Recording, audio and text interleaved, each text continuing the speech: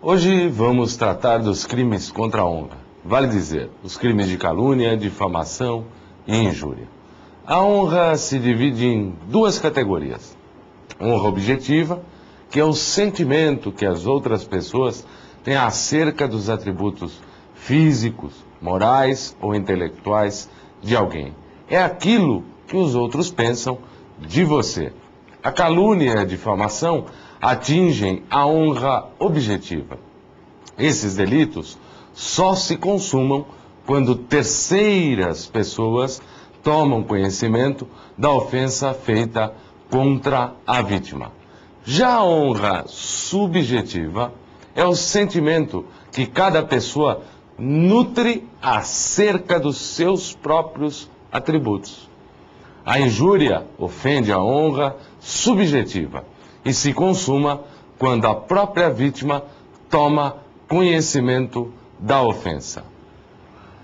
Vamos fazer uma distinção entre esses três crimes: os crimes de calúnia, injúria e difamação.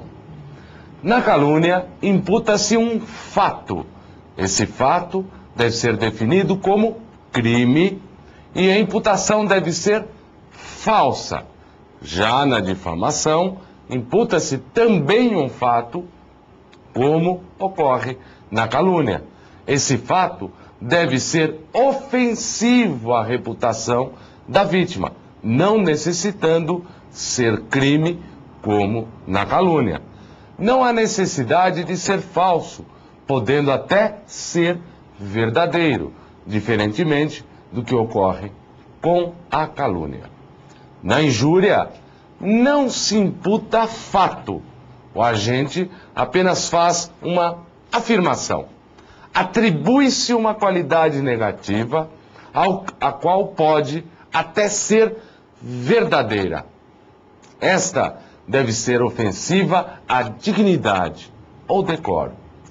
Os senhores poderão estudar as principais diferenças entre esses três crimes, utilizando-se, para tanto, do quadro de estudo que acompanha a nossa apostila.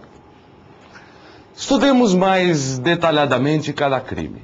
Na calúnia, o fato deve ser definido como crime, sendo que, se tratar de uma contravenção penal, constituirá apenas o crime de difamação. A falsidade, por seu turno, diz respeito à existência do crime ou à autoria do delito imputado. Esta é o elemento normativo do tipo. Se o sujeito acha que é verdadeira a afirmação, haverá erro de tipo, o qual exclui o dolo e, consequentemente, o fato será atípico. Qualquer tipo de xingamento constitui o crime de injúria. Vale dizer, se chamar alguém de ladrão ou corrupto, sem que tenha atribuído a esta pessoa qualquer fato, estamos diante de um crime de injúria e não de calúnia. Não importa se a imputação se refere a crime de ação pública ou privada, doloso ou culposo, é suficiente que seja crime. O fato deve ser determinado, ou seja, de um acontecimento concreto. Desta forma, ao afirmar que João matou Maria no mês passado, ao chegar em casa, sendo falsa esta afirmação, haverá crime de calúnia. Afirmar somente que João é um assassino é crime de injúria. Nessa hipótese, não há fato determinado. O elemento subjetivo deste crime é o dolo, que pode ser direto ou eventual, estando presente este último quando o indivíduo, na dúvida, assume o risco de fazer a imputação falsa. Temos como formas de calúnia a inequívoca ou explícita, a qual ocorre quando a ofensa é feita às claras, sem deixar qualquer margem de dúvida de que o agente pretendia ofender. A equívoca ou implícita, quando a ofensa é feita de forma velada, subreptícia. Nela o agente dá a entender que a vítima teria feito determinada coisa. Já a reflexa ocorre quando a gente quer caluniar alguém, mas na descrição do fato acaba por atribuir crime também a outra pessoa. Exemplo, imputar a prática de corrupção passiva a um funcionário público. O caluniador acaba ofendendo também a pessoa que teria sido o corruptor ativo. No que concerne à consumação, o crime de calúnia se consuma no momento em que a imputação chega aos ouvidos de terceira pessoa, já que se trata de um crime que atinge a honra objetiva. Independe, neste caso, se a vítima tomou conhecimento da ofensa contra ela sacada. No que concerne à tentativa, a calúnia verbal não admite, pois o agente profere a ofensa e o crime se consuma, ou não o faz e o crime não existe. Já na forma escrita, a tentativa é possível, como, por exemplo, uma carta ofensiva que se extravia. Algumas observações importantes devem ser feitas. O caluniador é quem toma a iniciativa de imputar o crime a alguém. O artigo 138, parágrafo 1º, prevê o chamado subtipo da calúnia, ao estabelecer que na mesma pena incorre quem, sabendo falsa a imputação, a propala ou divulga. No que concerne ao elemento subjetivo, todos os crimes contra a honra admitem o dolo direto ou o dolo eventual, com uma única exceção, que é a do subtipo da calúnia, que só admite o dolo direto. Vejam que o tipo penal em questão utiliza da seguinte expressão: na mesma pena incorre quem, sabendo falsa a imputação, vale dizer, quem sabe falsa a imputação, age com dolo direto. Quanto aos meios de execução, admitem a forma oral, a forma escrita, também podendo o crime de injúria ser praticado através de gestos ou símbolos. Os crimes contra a honra só admitem a forma tentada quando o meio de execução usado é a forma escrita. Será que o morto pode ser vítima de crime de calúnia, injúria, difamação, ou seja, de um crime contra a honra? A resposta deve ser afirmativa. No que concerne ao crime de calúnia, pois o Código só faz previsão nesse sentido, neste crime, na forma do que dispõe o artigo 138, melhor dizendo, parágrafo 2º do nosso Código Penal, que diz que é punível a calúnia contra os mortos. Todavia, a doutrina entende que o sujeito passivo deste crime não é o morto, mas sim seus familiares, que têm interesse na manutenção de seu bom nome. O artigo 24 da Lei de Imprensa, por outro lado, pune a calúnia, difamação e injúria contra os mortos, quando o instrumento é a imprensa. Tratemos da exceção da verdade. Só existe calúnia se a imputação for falsa. Eis que, se for verdadeira, o fato será atípico. Assim, a produção de prova acerca da veracidade da imputação exclui a tipicidade da conduta. Por isto, a lei permite que o querelado, vale dizer, o suposto ofensor, se proponha a provar no mesmo processo que sua imputação era verdadeira, através da exceção da verdade. A razão disto é que há interesse público de que o caluniador prove que o fato é verdadeiro. Vale dizer que o pretenso ofendido efetivamente praticou um crime, possibilitando assim a punição deste. A regra é a possibilidade da exceção da verdade na calúnia. Porém, esta regra comporta 3 exceções. A primeira delas ocorre se o fato imputado for crime de ação penal privada, sem condenação por sentença irrecorrível.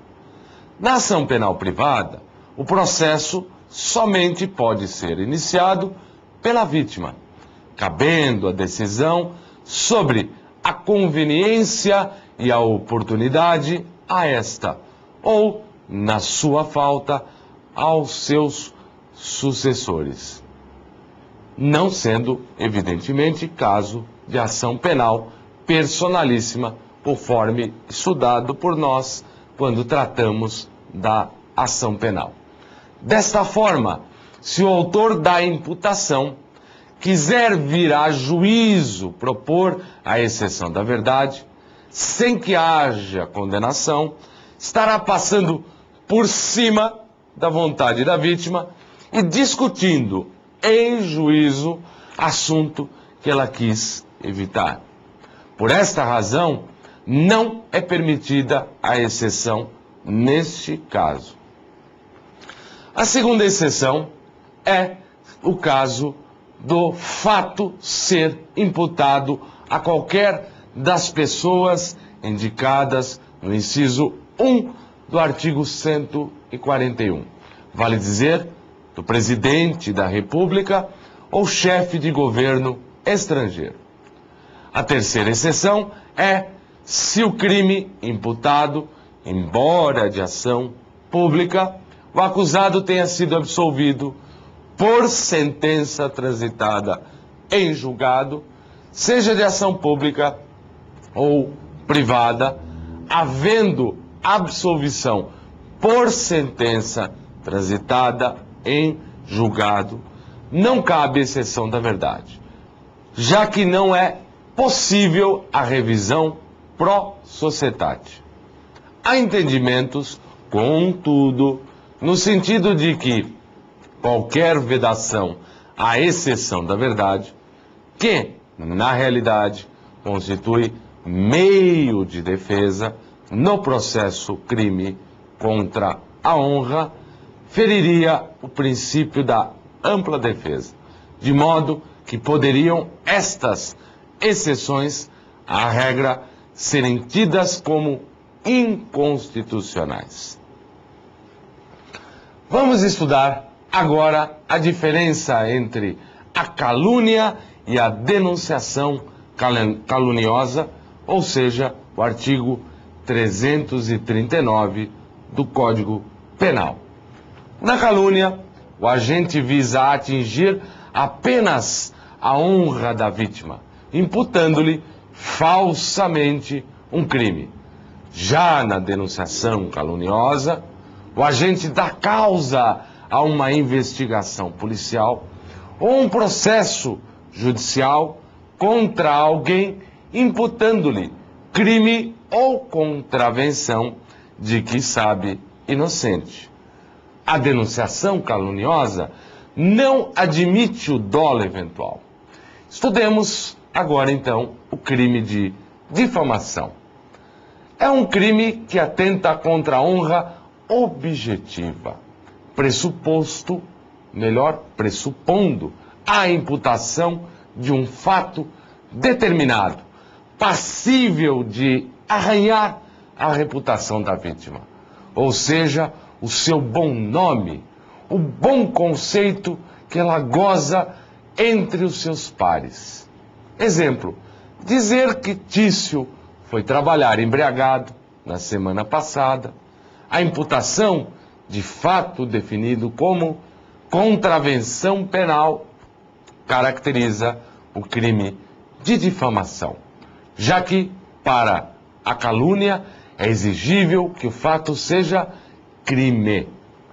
Não importa para a caracterização deste crime ser o fato verdadeiro ou falso.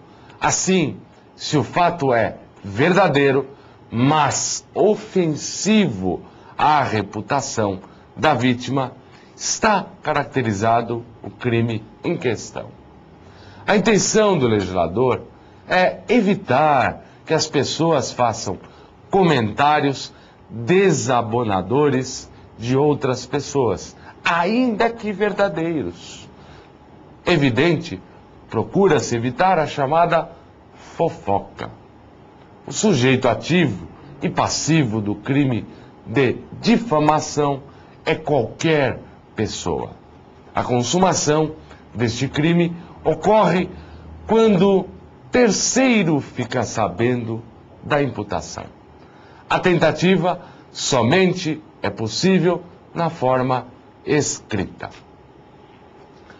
Cuidemos da exceção da verdade no crime de difamação. A regra é que não cabe a exceção da verdade neste crime, já que é irrelevante que a imputação seja falsa ou verdadeira. Contudo, esta regra comporta uma exceção. Vale dizer que se o fato imputado a funcionário público diz respeito ao exercício de suas funções, é cabível a exceção da verdade na forma do artigo 139, parágrafo único do nosso Código Penal. Neste caso, também está presente o interesse público, em que se demonstre que o fato negativo atribuído ao funcionário público ligado ao exercício de sua função é verdadeiro. Neste caso, comprovada a veracidade da afirmação, o ofensor será absolvido. Estudemos, então, o crime de injúria. Para a configuração deste crime, basta que o agente profira um xingamento à vítima ou que lhe atribua uma qualidade negativa apta a atingir seu decoro, sua dignidade. Dignidade é diferente de decoro. A dignidade deve ser entendida como os atributos morais de alguém. Assim, atinge a dignidade de outrem quem chama uma pessoa de safado, sem vergonha, ladrão. Já o decoro deve ser entendido como os atributos físicos ou intelectuais. Ofende o decoro de outrem quem chama alguém de burro, retardado, etc. Estudemos a diferença de injúria e desacato. O crime de desacato tem que ser praticado na presença do funcionário público. Já a injúria pode ocorrer na ausência deste. Assim, a ofensa na presença de funcionário público com a finalidade de desprestigiar a função por ele exercida é desacato e não injúria. Vale dizer, crime previsto no artigo 331 do nosso Código Penal. O crime de injúria, por se tratar de crime contra a honra subjetiva, se consuma quando o fato chega ao conhecimento da vítima. A tentativa somente é possível na forma escrita, nunca oral. Não há como tentar xingar alguém. Ou eu xingo e o crime está consumado, ou não, completo o xingamento e o crime sequer existe. Sujeito ativo neste crime, via de regra, pode ser qualquer pessoa. Porém, o artigo 53 da Constituição Federal de 1988 prevê que os deputados e os senadores não respondem por crimes contra a honra, desde que a ofensa esteja relacionada com o desempenho de suas funções. Por isso é que nós observamos uma certa incontinência verbal por parte de alguns. Já os vereadores também têm essa imunidade, mas só nos limites do município onde atuam, na forma do que estabelece o artigo 29, inciso 8º da Constituição Federal. O advogado só possui imunidade nos crimes de injúria e difamação. Artigo 142, inciso 1 do Código Penal, incluindo a figura do desacato, encontramos a Lei 8.906 de 94, em seu artigo 7º, parágrafo 2º.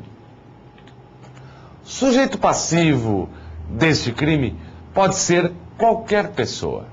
A vítima, por seu turno, deve ser pessoa determinada ou grupo determinado de pessoas.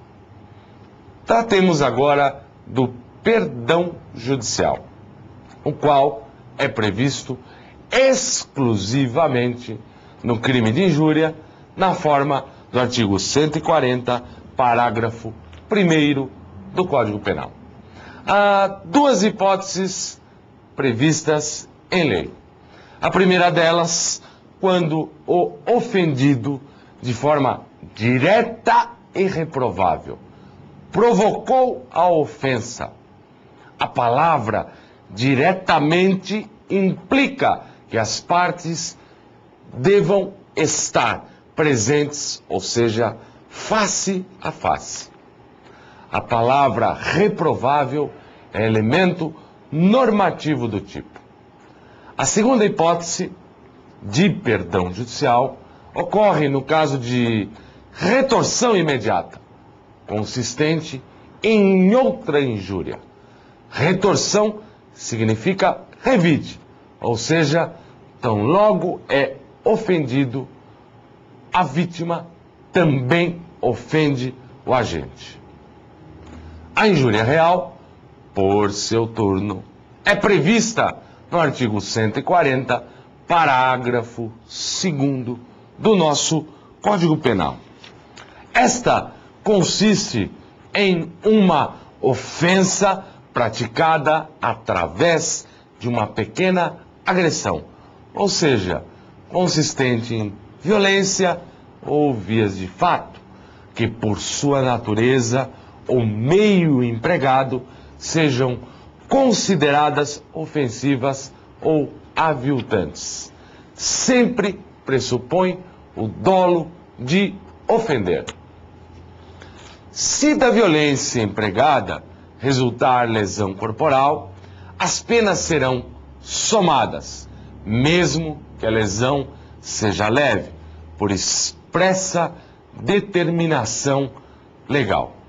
Exemplos que podem ser citados desse crime: esbofetear, levantar a saia, rasgar a roupa, cavalgar a vítima, com a intenção de ultrajar pela natureza do ato, ou atirar sujeira, cerveja, bolo, etc., pelo meio empregado.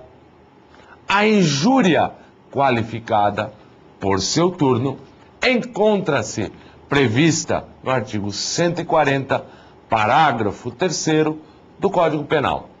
Esta qualificadora foi incluída no Código Penal pela Lei 9.459 de 97 e alterada pela Lei 10.741/03, de modo que os xingamentos referentes à raça, cor, idade avançada ou deficiência da vítima não constituem crimes, melhor dizendo, de racismo, pois os crimes desta natureza estão previstos na Lei 7.716 de 89, nem de discriminação de pessoa idosa, artigo 96 da Lei 10.741/03, vale dizer, o Estatuto do Idoso, os quais pressupõem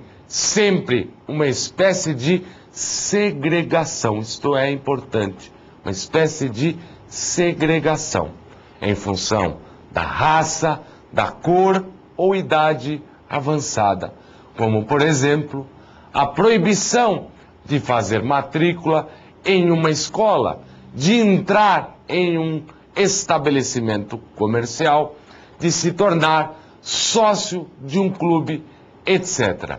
No que concerne à exceção da verdade, não é cabível, pois não há imputação de fato na injúria. Observemos algumas generalidades.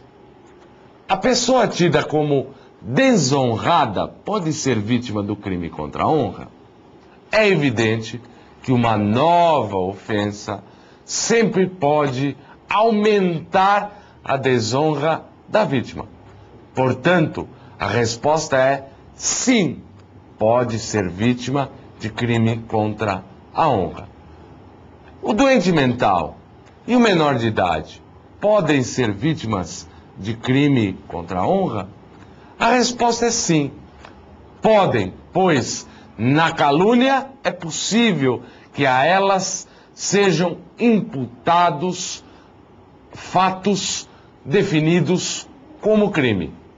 Na difamação também podem ser vítimas, assim como na injúria, desde que entendam o significado da ofensa. A pessoa jurídica pode ser vítima de crime contra a honra? No caso de injúria, a pessoa jurídica não pode ser vítima, pois não tem honra subjetiva, não tem amor próprio. No caso de difamação, Damásio, Fragoso e Euclides da Silveira entendem que pode ser vítima, pois goza de reputação, ou seja, outras pessoas têm conceito a respeito de seus atributos, como, por exemplo, cumpridora de suas obrigações, fabricante de bons produtos, etc. Por outro lado, Mirabete e Noronha entendem que as pessoas jurídicas não podem ser vítimas de crimes contra a honra, pois em todos os demais crimes do título Crimes contra a Honra, a vítima é sempre pessoa física. No caso de calúnia, não podiam ser vítimas porque pessoa jurídica não cometia fato definido como crime. No entanto, com a Constituição Federal de 1988, que passou a prever a possibilidade do legislador criar a responsabilidade penal da pessoa jurídica que venha a praticar crimes contra a ordem econômica e financeira, a economia popular e o meio ambiente, na forma do artigo 173, parágrafo 5º, e 225, parágrafo 3º da Constituição Federal, abriu-se a possibilidade de existir um crime de calúnia do qual fosse vítima uma pessoa jurídica. Esta possibilidade tornou-se mais ainda concreta na medida em que a Lei 9.605 de 98 passou a tipificar crimes contra o meio ambiente que venham a ser praticados por pessoas jurídicas. Desta forma, quem imputar falsamente a uma pessoa jurídica a prática de um crime contra o meio ambiente estaria, em tese, cometendo um crime de calúnia, tendo como vítima uma empresa. O consentimento da vítima exclui o crime, pois a honra é um bem disponível. Tratemos das disposições gerais dos crimes contra a honra, artigo 141 a 145 do Código Penal. O artigo 141 prevê o aumento de 1/3 quando o crime for contra a honra do presidente da República ou chefe de governo estrangeiro. No entanto, se a calúnia ou difamação contra o presidente da República tiver motivação política e lesão real ou potencial a bens inerentes à segurança nacional, haverá crime contra a segurança nacional, Lei 7.170 de 83, artigos 1º e 2º. A segunda hipótese de aumento de pena é se o crime cometido contra funcionário público em razão de suas funções.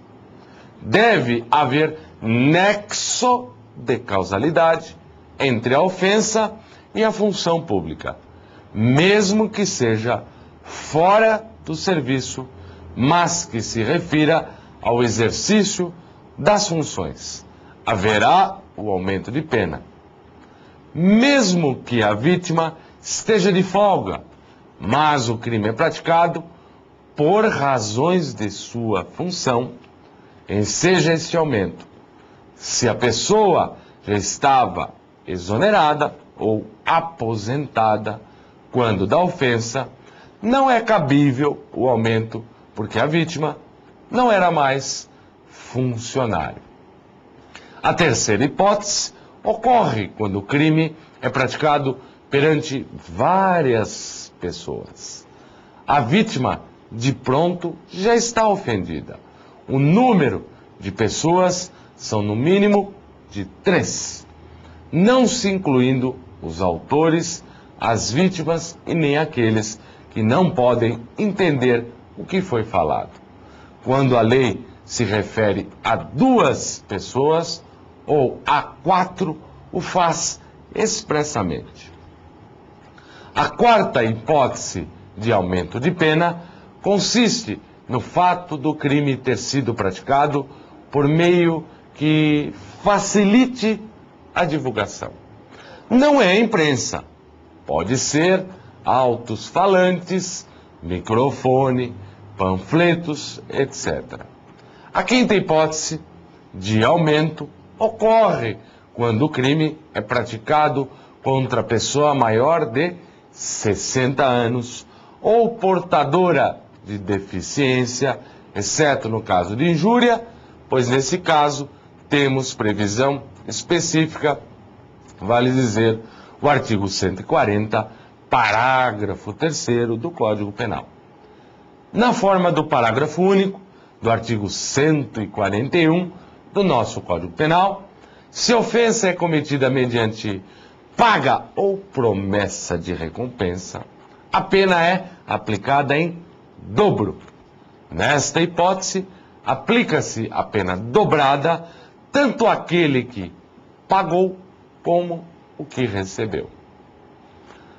Observe-se que quase todos os crimes contra a honra são infrações de menor potencial ofensivo, na forma do que dispõe o artigo 61 da Lei 9.099 de 95, combinado com o artigo 2º, parágrafo único da Lei 10.259/01, pois possuem pena máxima não superior a 2 anos, devendo, neste caso, seguir o rito previsto na Lei 9.099 de 95.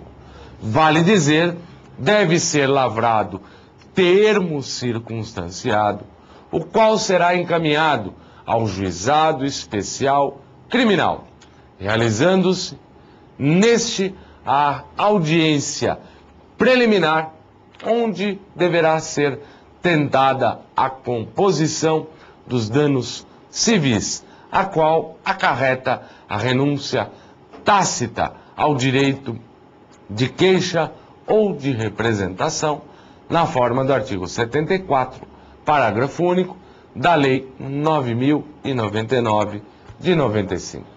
Não obtida a composição civil, será feita a proposta de transação penal, na forma do artigo 76 da mesma lei, que consiste na aplicação de pena restritiva de direitos ou multa como forma de extinção do processo, sendo que, uma vez aceita pelo autor do fato e seu defensor e devidamente cumprida, não deverá constar da folha de antecedentes, salvo para impedir novo benefício no prazo de 5 anos. Não aceita a transação penal, deverá ser designada audiência de instrução e julgamento, ocasião em que, uma vez dada a palavra para a defesa, se manifestar na forma do artigo 81 da Lei 9.099 de 95, será recebida ou não a queixa ou a denúncia, passando-se a oitiva da vítima e testemunhas, interrogando-se o réu ao final.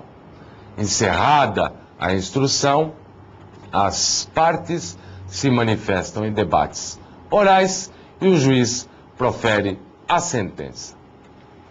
Observe-se que, em se tratando de crimes contra a honra, que se enquadrem no conceito de infração de menor potencial ofensivo, não deve ser seguido o rito do artigo 520 e seguintes do Código de Processo Penal, mas sim o previsto na Lei 9.099 de 95, conforme foi por nós explanado com detalhes.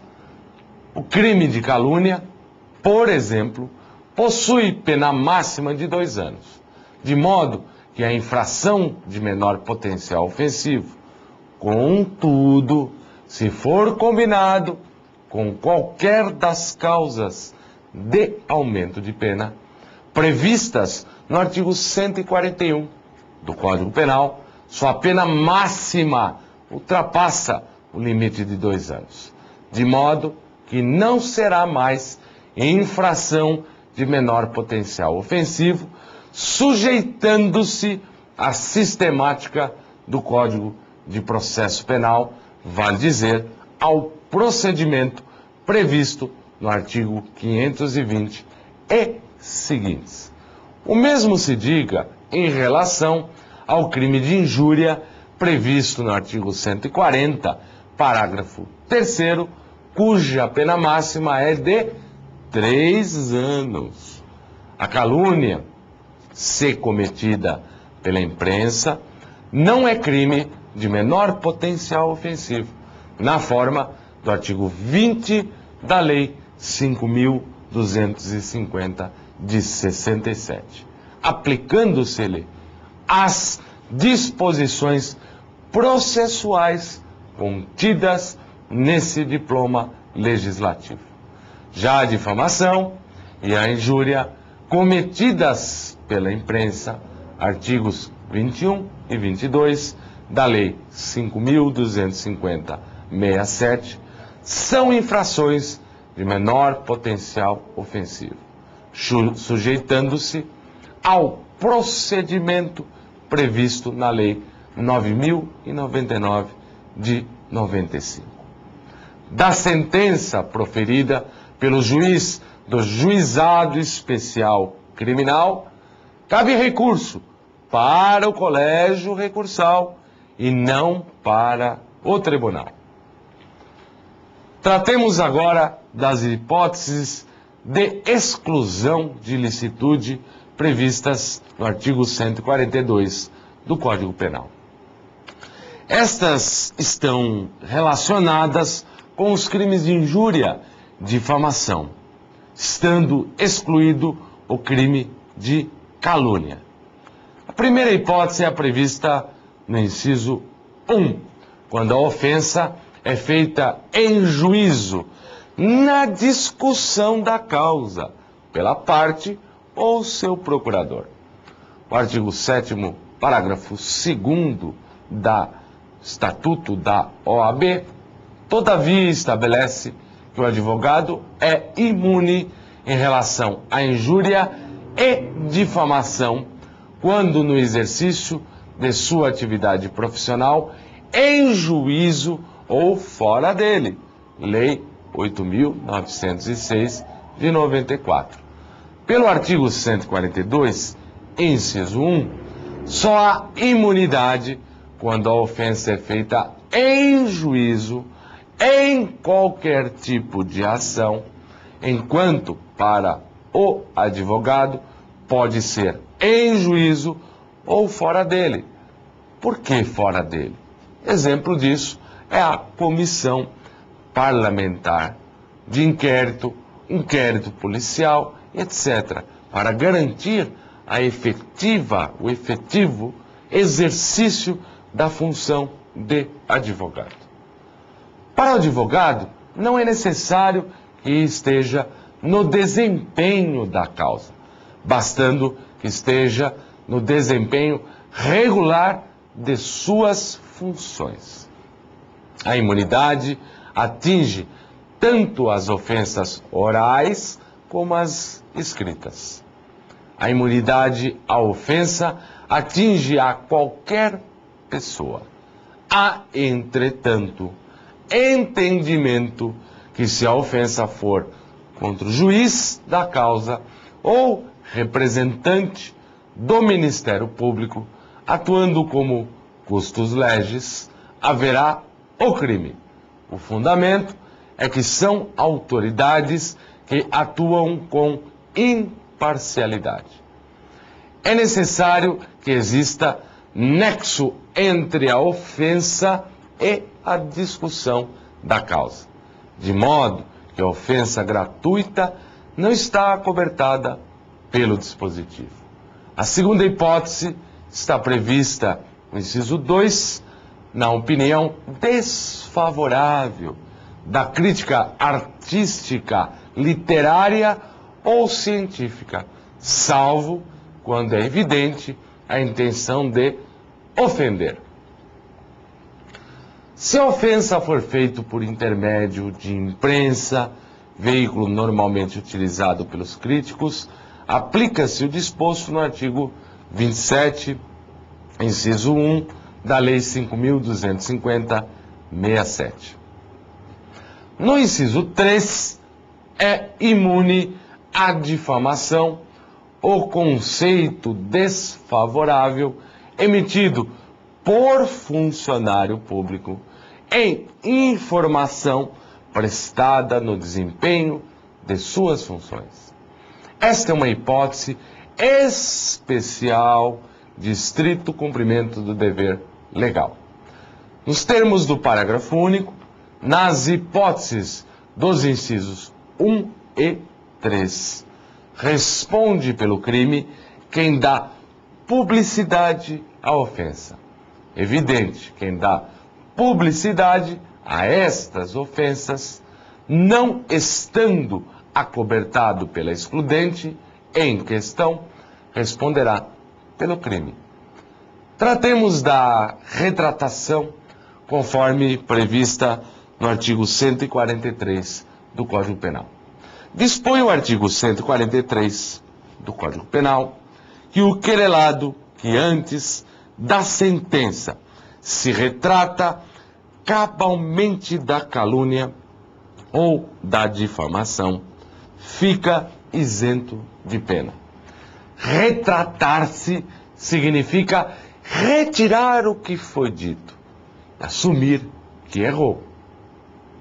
Algumas observações importantes devem ser feitas. A retratação não se aplica à injúria. É uma causa extintiva de punibilidade, artigo 107, inciso 6. A retratação não precisa ser aceita para gerar efeitos. A retratação só gera efeitos quando o crime contra a honra é de ação penal privada. A retratação deve ser completa, incondicional, cabal, total, englobando tudo o que foi dito. A retratação só gera efeitos até a sentença de primeira instância. A retratação é circunstância subjetiva e, por isso, não se estende aos outros querelados que não se retrataram. Cuidemos do pedido de explicações em juízo previsto no artigo 144 do nosso Código Penal.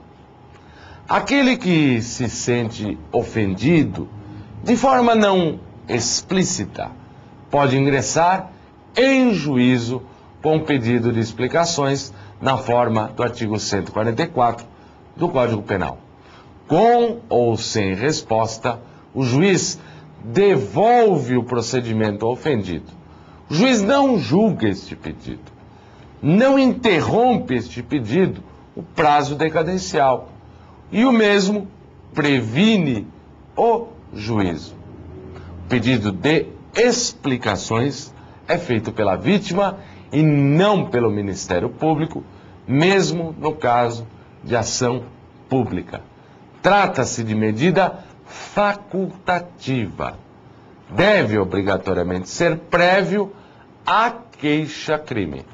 De acordo com o artigo 144 do Código Penal, se o ofensor não dá as explicações ou as dá de forma não satisfatória, responde pela ofensa.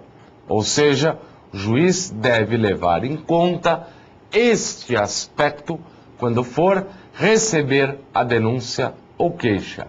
Mas não quer dizer que aquele que não responde ao pedido de explicações será inevitavelmente condenado, pois após o recebimento da denúncia ou da queixa, o querelado terá direito de defesa, podendo ao final vir a ser absolvido. O pedido de explicações é utilizado quando a vítima fica na dúvida acerca de ter sido ou não ofendida, ou sobre qual o real significado de que contra ela, melhor dizendo, foi dito. A ação penal nos crimes contra a honra é prevista no artigo 145 do nosso Código Penal. A regra geral é que a ação penal é de iniciativa privada, mas há exceções.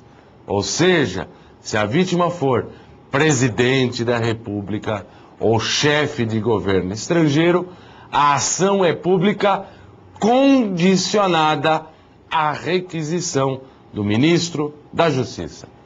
Outro sim, se a vítima é funcionário público e a ofensa é relativa às suas funções, a ação é pública condicionada à representação do ofendido.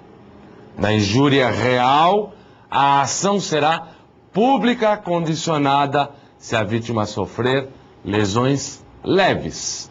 Esse é o nosso entendimento, já que as lesões corporais, com o advento da Lei 9.099 de 95, passaram a depender de representação. No entanto, a doutrina aponta, neste caso, que a ação penal será pública incondicionada. Não deixe de estudar nosso quadro, que se encontra junto com a apostila, de modo a ficar mais clara a distinção entre os crimes de calúnia, difamação e injúria. Um bom estudo e sucesso a todos é o que lhes deseja sinceramente o mestre que vos fala.